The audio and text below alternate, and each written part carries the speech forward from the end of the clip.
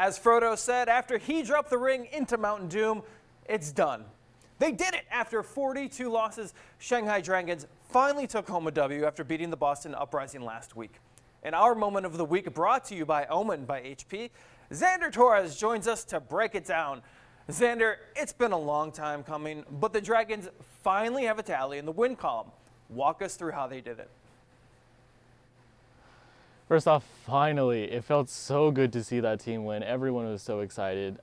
You know, it was really just like an anime story, right? They play against the Boston Uprising. Gamsu was traded to them randomly with no notice, and then he gets to beat down his former team at the very start of the season to give Shanghai their first win ever.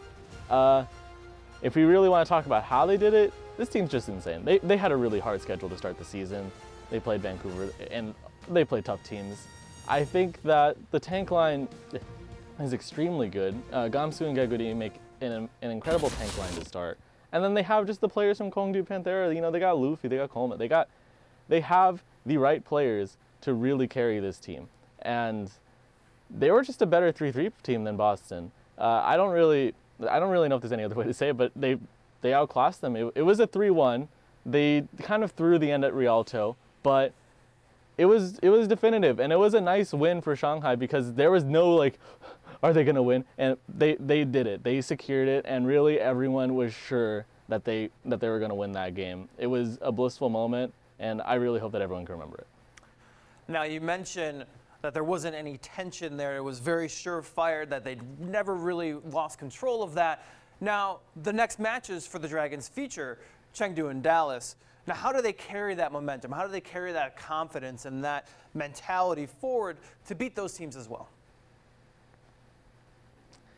I think they just have to play the same way. I think they proved that they're above the middle of the pack with that win against Boston. They were pretty decisive.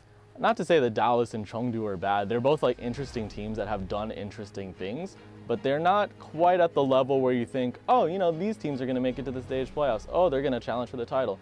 And not quite. They have the stuff to make things happen, but they're not quite there. In the Chengdu's case, it's a China versus China matchup, with Chengdu actually featuring, you know, a full Mandarin-speaking lineup as opposed to the Shanghai's Korean lineup. It's a fun little matchup. One is touting homegrown talent. The other one, you know, decided to create a roster that could definitely compete in the new season.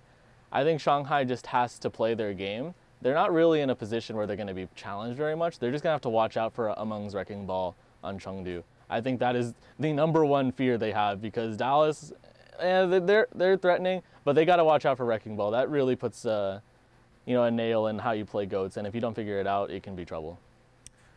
Xander Torres, thanks again for joining us. And for more Overwatch League coverage, head on over to ESPN.com/esports.